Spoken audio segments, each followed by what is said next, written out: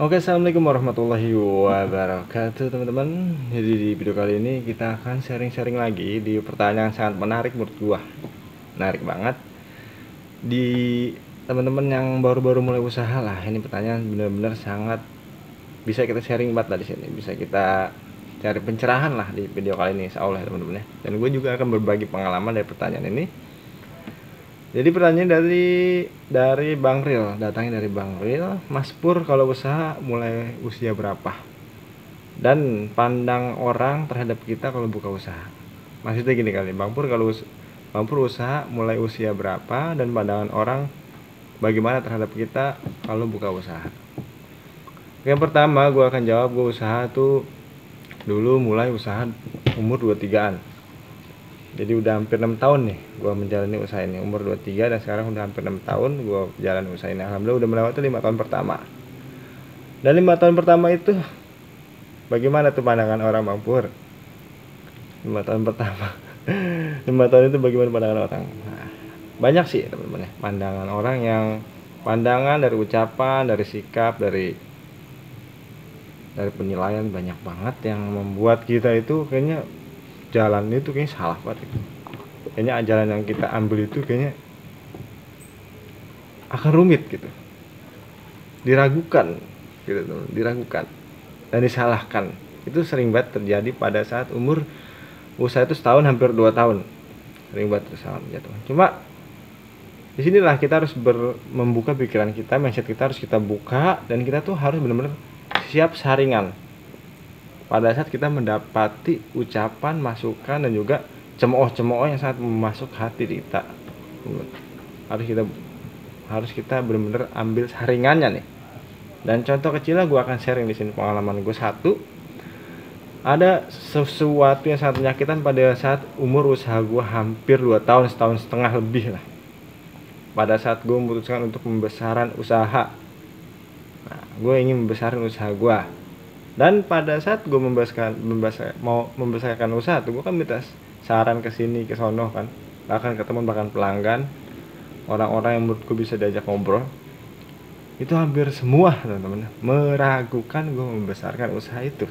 Bagaimana itu? Meragukan. Kita kan jadi, aduh gimana sih, nggak ada apa yang support gue. Ayolah, itu jarang banget. Mau internal mau eksternal itu jarang banget yang satu pemikiran gue, jarang banget.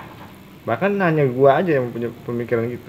Karena gimana ya, dia berpikir usahanya begini aja, tempat segini aja jarang penuh gitu kan, meja 4 aja jarang penuh kan, lesannya jarang penuh, ngapain harus gedein lagi ke samping gitu. Tapi pada saat itu gue tetap ngeyel, tetap keras kepala. Gue punya tabungan sedikit-sedikit gue kumpulin ya kan, gue tetap keras kepala, gue besarin ke samping jadi punya 8 meja meja lesan sama bangku biasa. Pada saat itu kan lagi ragu-ragunya tuh, aduh ini gue udah ambil keputusan nih, gue udah berani ambil keputusan, konsekuensinya resikonya atau kedepannya kita kan nggak tahu. Gue harus terima nih apapun yang terjadi. Dan langsung gue berpikir ke belakang, orang-orang ini apakah bakal nertawain gue nih, orang-orang yang nggak dukung gue, atau bagaimana nih, kan gitu tuh nih. Nah pada saat itu nih teman-teman ya, pada saat itu dan hari itu juga gue lagi mau buka lapak. Ini kan ngobrol teman-teman, sharing, makanya maaf banyak omong. Kalau nggak gini ceritanya ntar nggak jelas. Pada saat gue mau buka lapak, sore-sore gue lagi nyapu nih. Ini benar pandangan yang sangat menyakitkan dan ucapannya sangat menyakitkan. Ini mandang gue bagaimana gue nggak tahu ya. Pada saat gue buka usaha ini, kenapa dia bisa ngomong seperti itu? Gue lagi nyapu nih sore-sore. Singkat cerita ada ibu-ibu datang. Pur, nah dia emang kenal lama, gue juga kenal dari kecil teman dia. Gue tahu dia sama-sama orang rantau, sama-sama orang Jawa. Pur, kamu masih muda, ya kan, fisik normal, ngapain dagang begini sih? Katanya. Iya mbak, ya pengen belajar aja. Dagang begini mah untuk orang yang sudah tua, katanya. Untuk orang yang sudah pensiun. Oh. Terus kamu jangan kalah dong sama anak saya, jadi gitu. Kamu jangan kalah sama anak saya aja yang cacat, ya kakinya pincang satu, masya Allah tabarakallah ya. Dia ngomong gitu ke gue, mau kerja masa kamu kalah sama dia, nggak mau kerja, malah mau dagang begini malas-malasan. Di usaha yang baru gue gedein ya kan, di ambang keraguan juga membesarkannya, ada ucapan seperti itu. Dan gue garis bawahi itu. Yang pertama, pekerja kenapa lu gak mau kerja malah dagang. Yang kedua, ini usaha tuh kalau orang udah tua baru usaha begini pantasnya. Itu yang gue garis bawahi ya, dua itu.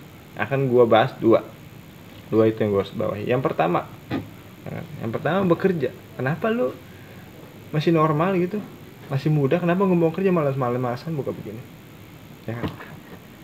Terus gue pikir-pikir gitu kan, lah berdagang atau berwirausaha juga kan bekerja ya kan, bahkan membuka pekerjaannya sendiri atau menciptakan pekerjaannya sendiri ya kan, menciptakan pekerjaannya sendiri, menciptakan perusahaannya sendiri, sama-sama bekerja.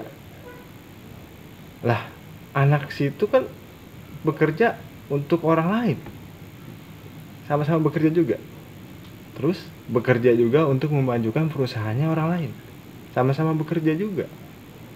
Jadi menurut gue bukannya membandingkan ya, kalau dia membandingkan dia dulu sih membandingkan, mendingan yang mana, mendingan yang bekerja lebih baik yang bekerja menciptakan pekerjaannya sendiri atau yang bekerja orang yang menciptakannya dan dia bekerja untuk perusahaan orang lain, dan baik mana bekerja untuk perusahaannya sendiri gitu kan, perusahaan kita sendiri baik mana. Makanya disitulah, buat apa gua nyerah, buat apa gua berhenti karena perkataan seperti itu, kecuali berbicara mungkin pengusaha gitu, dibandingkan dengan pengusaha lain mungkin gua malah termotivasi.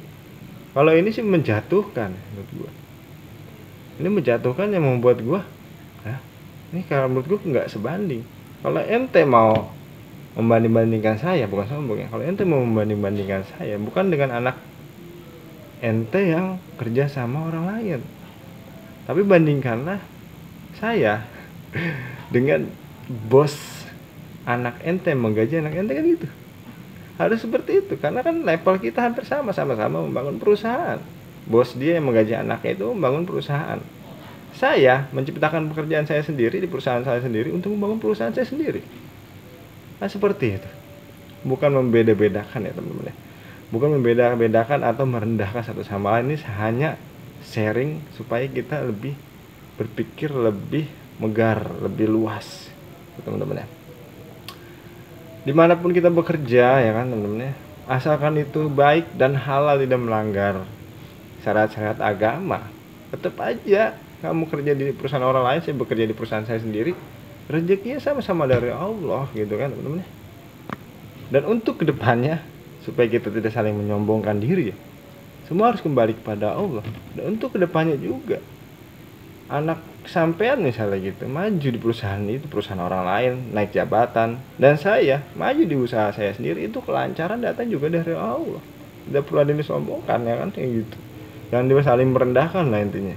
Dan di sini juga gue berpikir, buat apa dia nyombongkan diri dia gitu kan, nyombongkan atau merendahkan gue dengan membanding-bandingkan dengan anaknya, atau gue malas usaha begini ya. Buat apa gitu nyombongkan seperti itu, hal seperti itu. Sombong itu kan hanya untuk yang maha tinggi. Sombong itu yang berhak sombong itu kan Allah Subhanahu wa taala yang maha tinggi. Sombong itu kan sifat Allah yang pantas, Allah yang pantas. Jadi orang yang sombong seperti itu ingin bersaing dengan Tuhan. Makanya sombong itu awal dari kehancuran, karena orang yang mau bersifat sombong itu bersaing langsung sama Tuhan. Cuma Allah yang pantas sombong. Kalau lu sombong, lu bersaing sama Tuhan, siap-siap lo untuk hancur. Siapa yang mampu bersaing dengan Tuhan gitu. Itu yang gue garis bawahi yang pertama ya. Terus yang kedua gue garis bawahi, ini yang paling membuat gue lebih termotivasi lagi buat diri gue. Usaha begitu ya, tadi kan dia ngomong usaha begitu, gue mau orang-orang udah tua, udah pensiun baru usaha begitu, udah tua malas-malasan begitu. Yang gue rasain selama setahun setengah ini, dan ketemu lu ini nih nyebut gue seperti itu, ngomong sama gue seperti itu, ibu-ibu itu. Setahun setengah ini gue jalan dengan banting tulang, sekuat tenaga, mental, jasmani, rohani, pemikiran, semua keluar. Orang udah tua itu misalnya contohnya, dia ngomong kan ini buat orang udah tua, pantas usaha begini mah. Orang dua tua lu bayangin aja suruh begadang ya melek malam begini jual angkringan, suruh ke pasar, suruh masak. Orang dua tua malah ada tenaga. Justru membangun usaha itu bagus di masa muda, masih banyak tenaga, pikiran masih kuat mikir. Orang dua tua nggak mikir aja setruk. Ibu, nenek, sampean gimana sih? Orang dua tua nggak suruh mikir aja setruk. Orang sudah tua malah suruh mikir usaha yang baru dirintis, suruh mikir manajemen, suruh mikir strategi. Itu orang udah tua umur 60-an. Suruh mikir promosi media sosial, teknologi apa gitu, suruh mikir begitu orang udah tua. Nggak bakal kuat lah ibu. Jadi makin logikaku makin terbuka, ini orang kagak nyambung.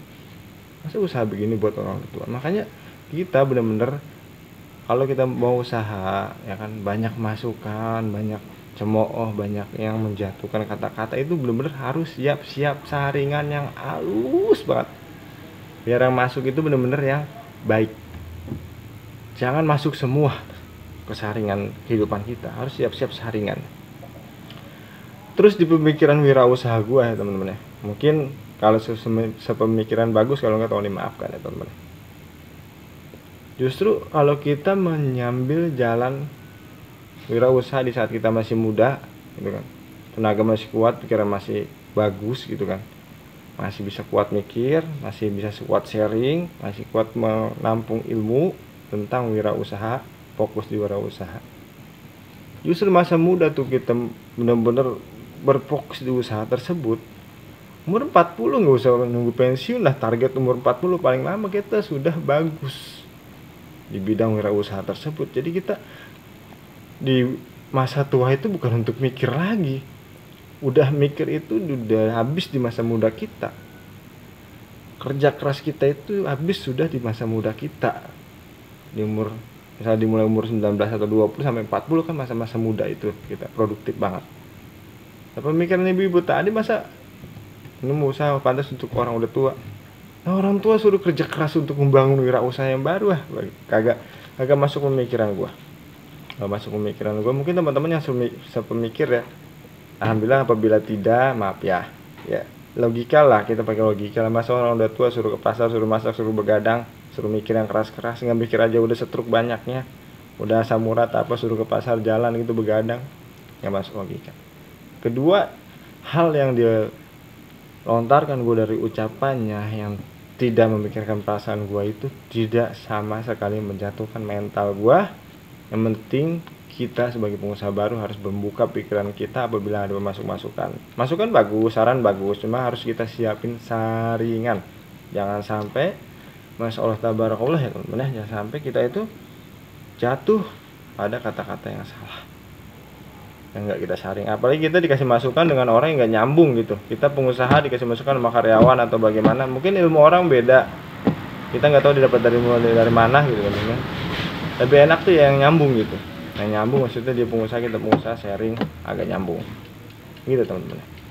Kalau misalnya beda gitu profesi, beda kegiatan, beda keahlian, beda apa yang ditekuni, ya kita mungkin hanya sekedar menambah ilmu pengetahuan yang lain. Untuk ilmu pengetahuan yang kita tekuni, cari dengan yang sejalan kan gitu teman-teman. Oke, kurang lebihnya tolong dimaafkan ya teman-teman ya. Salam dari Purwanto 11. Apabila ada kata-kata salah, kata-kata yang tidak enak di hati atau tidak enak di telinga, tolong dimaafkan ya. Bukakan pintu yang seluas-luasnya, namanya sharing ya teman-teman ya. Oke, assalamualaikum warahmatullahi wabarakatuh.